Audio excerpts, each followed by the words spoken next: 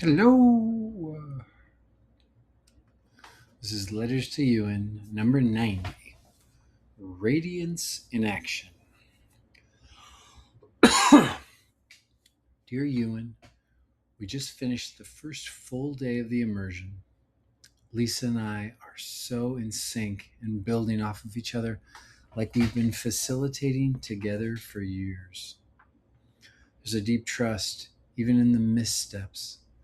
Like this vision of radiance needs the missteps. Strong fruit of weak seed of strong. We're learning only, we're leaning only toward ease. And when it's spiky, we're both light and grounded and pretty immune to over fixation on any problem. It's weird. Usually, when people bring a problem and it's not responded to with urgency, they get mad. So far, it seems like they've felt a kind of forgiveness. When we don't jump when they snarl, they are somehow unburdened from something. It feels like sleight of spirit hand. The problems are evaporating and simultaneously teleporting everyone forward in evolution as well as closer in trust. I've been very clear that I think of sensitive people as people with big ears, big eyes, big noses, and it's braiding self compassion with perspective, seamless and quickly. I said, we don't have to finish any games of Monopoly that we don't want to finish. We can just put those boards away. I've taken the journey since meeting you as the base from which to pull the exercises. We only did one. I told them about the story of pain versus story of love insight I had on the train. They got it. I said, some part of me wants to do both so you can contrast them, but I actually want you to choose which is more interesting to you. Maybe you've never told the story of pain. Maybe you want to tell a 50-50 story. I'm interested in where you're drawn. We just did 10 minutes for each partner. The whole group ended up taking a nap together after, with a few people awake and relating.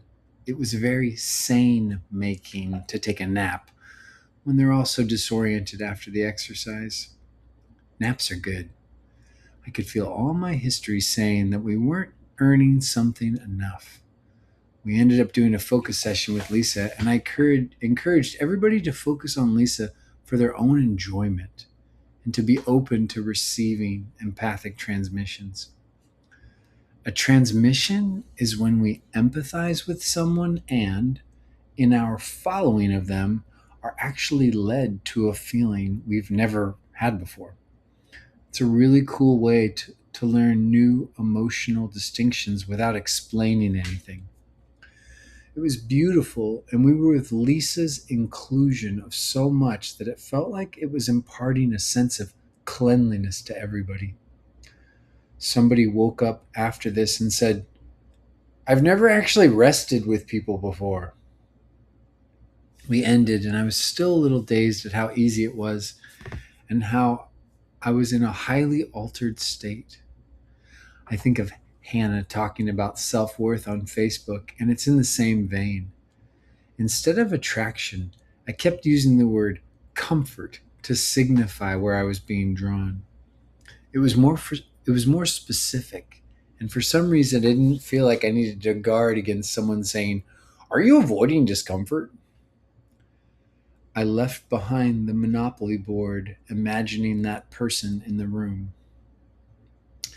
It feels like the burn in Sweden, the love with you and ALIFTIMTS, and all the growth toward unconditional love are the building blocks of some new way that I don't have mapped anywhere but my body. I kept getting these beautiful, intrusive cognitions of the journey, like signals of what seeds to bring. My favorite moment after I woke from the nap, but some people were still sleeping, was explaining to one of the participants about my journey with you. I told him that I'm going to find all the love that I'm not letting out because the world had me convinced that it had to be requited to be real. I tried falling in love with him, and some giant boulder in me that shouldn't move gave way. I looked over at Lisa and said, I want both. I want this, where I can love all these people unconditionally. And I want what you have, where there's people that can stay and receive all my love for them day by day. I'm going toward both. The ease in my body is eerie. The participant I shared the love with talked about fear the same way I've been doing. I trust it because I actually don't know what's going to happen.